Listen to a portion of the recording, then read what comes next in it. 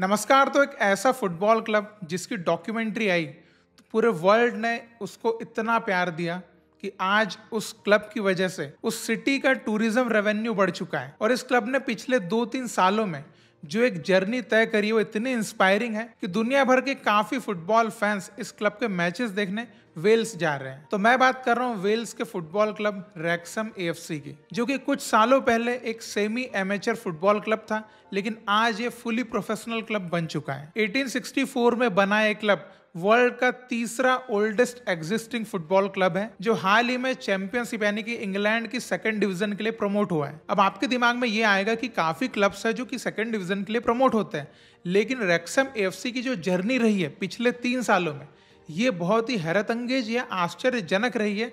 इसलिए इस क्लब को इतना ज्यादा प्यार मिल रहा है, क्योंकि ये कोई मामूली क्लब नहीं है, ये एक हिस्टोरिक क्लब है। तो सबसे पहले मैं इस क्लब की हिस्ट्री के बारे में आपको थोड़ा बताऊंगा ताकि आप इस क्लब को थोड़ा समझ पाएं।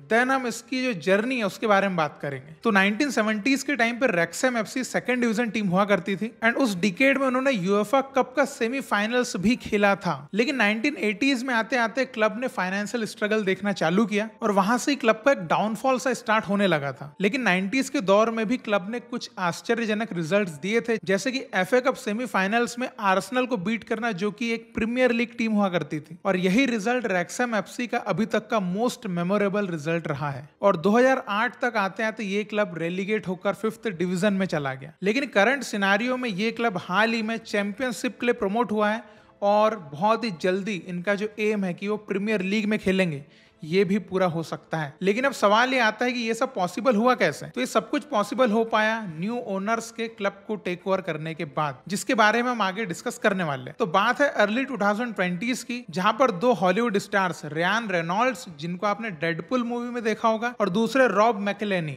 ये दोनों हॉलीवुड स्टार्स इस क्लब को टेक ओवर करने में अपना इंटरेस्ट दिखाते हैं। देन सितंबर 2020 में जो क्लब होता है वो ऑफिशियली इन दोनों एक्टर्स को अपना न्यू इन्वेस्टर अनाउंस करता है फैंस के सामने। तो यहाँ पर रयान का और रॉब का जो माइंडसेट था या जो विजन था क्लब को लेकर, वो बिल्कुल क्लियर था। उनका कहना था कि ये प्लेनेट का तीसरा ओल्डेस्ट फुटबॉल क्लब है एंड हम इसको एक ग्लोबल फोर्स बनाना चाहते हैं। और उनका विजन यही था कि रैक्सम को प्रीमियर लीग में लेकर आना है। और सारे रैक्सम एएफसी के जो फैंस होते हैं वो इस विजन को सपोर्ट करते हैं, एक्सेप्ट करते हैं, और 98% वोट इनके फेवर में आते हैं। इसी बीच एंड ऑफ 2020 में आते आते ये फॉर्मर लिवरपूल सीईओ पीटर मोरे को अपनी एडवाइजरी कमेटी में भी ऐड कर लेते हैं। तो यहाँ पर पीटर मोरे का एडवाइजरी कमेटी में आना क्लब के फ्यूचर के लिए एक बहुत बड़ा स्टेप होने वाला था। और क्लब को खरीदने से पहले ही रयान और रॉब कुछ पॉजिटिव सिग्नल्स फैंस को दिखाने लगे थे, जैसे कि क्लब को खरीदने से पहले ही उन्होंने क्लब में पैसे डोनेट किए ताकि स्क्वाड को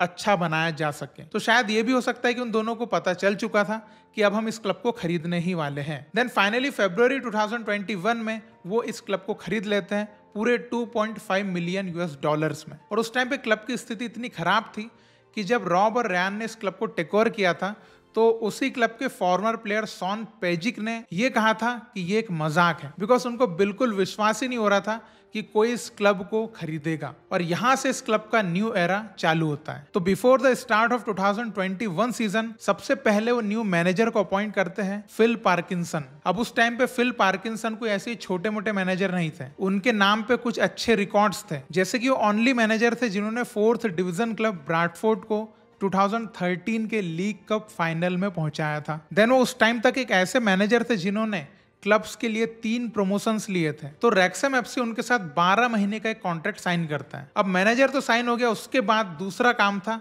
कुछ अच्छे प्लेयर्स की साइनिंग, जिनमें 2 बड़ी साइनिंग्स देखने को मिलती है। एक तो स्ट्राइकर पॉल मुलिन, जो कि उस टाइम पे लीग 2 के प्लेयर ऑफ द ईयर थे, और दूसरे ओली पाल्मर, जो कि एएफसी विंबलडन के प्लेयर थे। तो इन दोनों प्लेयर्स के आने से क्लब के स्क्वाड में थोड़ी सी स्ट्रेंथ आई। और उस सीजन रैक्सम एफसी ने एफए ट्रॉफी का फाइनल खेला। तो एफए ट्रॉफी में 5th डिवीजन क्लब्स जो है वो पार्टिसिपेट करते हैं। हालांकि पहले सीजन में रैक्सम एफसी कोई प्रमोशन नहीं ले पाई, लेकिन इसके बावजूद भी क्लब ने फिल पार्किंसन के ऊपर भरोसा जताया और उनके साथ ही आगे एज अ मैनेजर कंटिन्यू किया। देन पहले जब रैक्सम एफसी फाइनेंशियली एक अच्छा क्लब हुआ करता था तो उनके पास खुद का एक स्टेडियम था, रेस कोर्स ग्राउंड। लेकिन फाइनेंशियल स्ट्रगल के चलते उन्होंने 2011 में वो ग्राउंड रैक्सम यूनिवर्सिटी को बेच दिया था। तो जून 2022 में रियान और रॉब ने इस स्टेडियम को वापस खरीद लिया और ये फैंस के लिए बहुत ही पॉजिटिव था। और रियान और रॉब ने उसके बाद क्लब की मार्केटिंग के लिए जो एक स्मार्ट मूव चला, उससे क्लब की जो इमेज थी वो वर्ल्ड वाइड इतनी बढ़ गई कि आज उस क्लब से काफी लोग इंस्पायर होते हैं। अगस्त 2022 में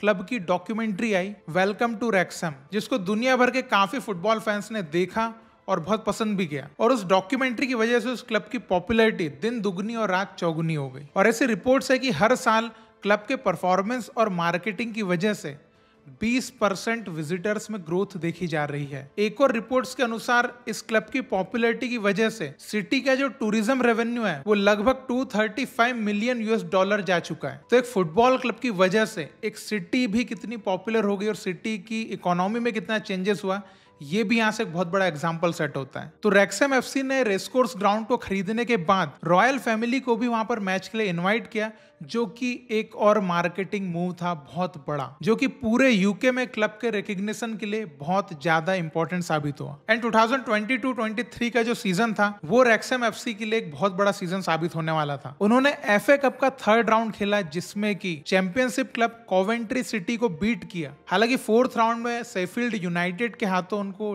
डिफीट मिली, बट क्लब के परफॉर्मेंस को काफी अप्रिशिएट किया गया। जिसके बाद मैनचेस्टर यूनाइटेड के एक्स गोलकीपर बेन फॉस्टर, जो कि रैक्सहैम के लिए भी खेल चुके थे, वो 39 इयर्स की एज में रिटायरमेंट से वापस आए और रैक्सहैम एफसी के लिए खेलना चालू किया। और उस सीजन रैक्सहैम एफसी ने लीग में हिस्ट्री क्रिएट की। लीग में 111 पॉइंट सिक्योर किए, जो कि उस टाइम तक एक रिकॉर्ड था। टॉप 5 डिविजन्स में इतने पॉइंट्स किसी भी क्लब ने सिक्योर नहीं किए थे। और पूरे लीग में रैक्सहैम एफसी 25 मैचेस अनबीटन रहा और 5th डिवीजन लीग को जीत गया। तो रैक्सहैम एफसी का 45 इयर्स के बाद ये कोई लीग टाइटल था और 15 साल बाद फिर से उन्होंने लीग 2 में कमबैक किया। हालांकि रिपोर्ट्स आई कि उस सीजन क्लब ने मिलियन $1 का लॉस किया, लेकिन ओनर्स को इससे कोई दिक्कत नहीं थी। वो बस क्लब को आगे बढ़ाना चाहते थे। और रियान और रॉब की वजह से क्लब अमेरिका में काफी पॉपुलर हो चुका था।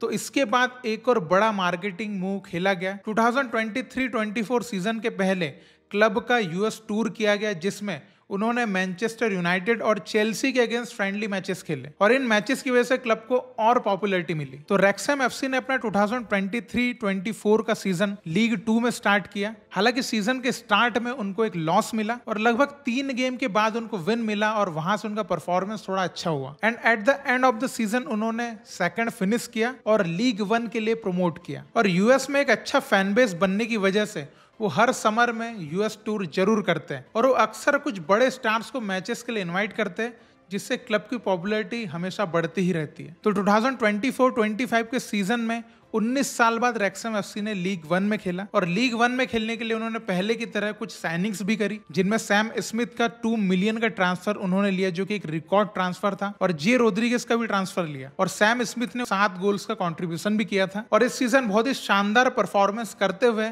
उन्होंने लीग में 2nd फिनिश किया और चैंपियनशिप यानी कि इंग्लैंड के 2nd डिवीजन के लिए प्रमोशन गेन किया। तो यही एक इंस्पायरिंग जर्नी रही। बैक टू बैक 3 साल में 3 प्रमोशन और अभी वो प्रीमियर लीग के अपने विजन से केवल 1 स्टेप दूर है। अब यहाँ पर काफी फैंस के दिमाग में ये चलेगा कि हो सकता है कि क्लब ने बहुत ज्यादा स्पेंड किया होगा, बहुत ज्यादा क्लब लॉस में भी जा चुका होगा, लेकिन ऐसा कुछ नहीं है। इस साल क्लब ने लगभग 26 मिलियन पाउंड का टर्नओवर किया, जो कि 2023 में लगभग 10 मिलियन का था। इसके अलावा क्लब ने अपने ऊपर जो 15 मिलियन का लोन था उसको भी रिपे कर दिया और अभी इस वक्त में क्लब के ऊपर एक भी लोन नहीं है। और रैक्सहैम एफसी एक ऐसा क्लब है जिसका 52% रेवेन्यू जो है वो आउटसाइड ऑफ यूके से आता है। तो इससे आप समझ सकते हैं कि ये क्लब सिर्फ यूके में ही नहीं बल्कि यूके के बाहर भी काफी फेमस है। और रैक्सहैम एफसी अपनी मेंस टीम के ऊपर तो काम कर ही रहा है, साथ ही साथ अपनी वुमेन्स टीम के ऊपर भी काफी अच्छा काम कर रहा है। और अभी करंट में इनकी वुमेन्स टीम जो है वो भी सेमी प्रोफेशनल टीम बन चुकी है। और अभी फिलहाल रैक्सहैम एफसी अपना जो ग्राउंड है रेसकोर्स ग्राउंड, उसके रीडेवलपमेंट के ऊपर काम कर रहा है, अपनी ट्रेनिंग फैसिलिटीज को ज्यादा बेहतर बनाने पे काम कर रहा है और अपने स्टाफ को और बेटर करने पे भी काम कर रहा है। और अभी क्लब की जो प्रायोरिटी है वो ये है कि सीनियर टीम और एकेडमी के लिए बहुत अच्छी ट्रेनिंग फैसिलिटीज बनाना, जिससे क्लब लॉन्ग टर्म में सस्टेन कर पाए। तो आप यकीन नहीं करेंगे, 4 साल पहले जिस क्लब को केवल $2.5 मिलियन में खरीदा गया था, आज उस क्लब की वैल्यू पूरे 150 मिलियन पाउंड के आसपास है, just because of back to back promotions. और ऐसा कहा जा रहा है कि अगर रैक्सम एफसी प्रीमियर लीग में प्रमोट हो जाता है तो क्लब की वैल्यू लगभग 300 मिलियन पाउंड तक हो सकती है। तो रैक्सम एफसी की जो जर्नी है वो एक रोलर कोस्टर राइड की तरह रही है, जो कि रुकने का नाम ही नहीं ले रही है। तो ये सारा क्रेडिट रेयान और रॉब को जाता है, जिन्होंने 4 साल पहले जो क्लब एक सेमी एमेचर क्लब था, उस क्लब को प्रीमियर लीग के विजन के साथ एक हिस्टोरिक क्लब जो कि ऑलमोस्ट डेड हो रहा था, उसको उन्होंने चैंपियनशिप में लेकर आए और मे बी इन फ्यूचर आप उसको और भी आगे देखेंगे। तो आपको रैक्सम एफसी की जर्नी कैसी लगी आप जरूर कमेंट में लिख के बताइएगा, और आगे ऐसी और भी वीडियोस के लिए आप चैनल को सब्सक्राइब कर सकते हैं। हम फिर मिलेंगे, बाय बाय।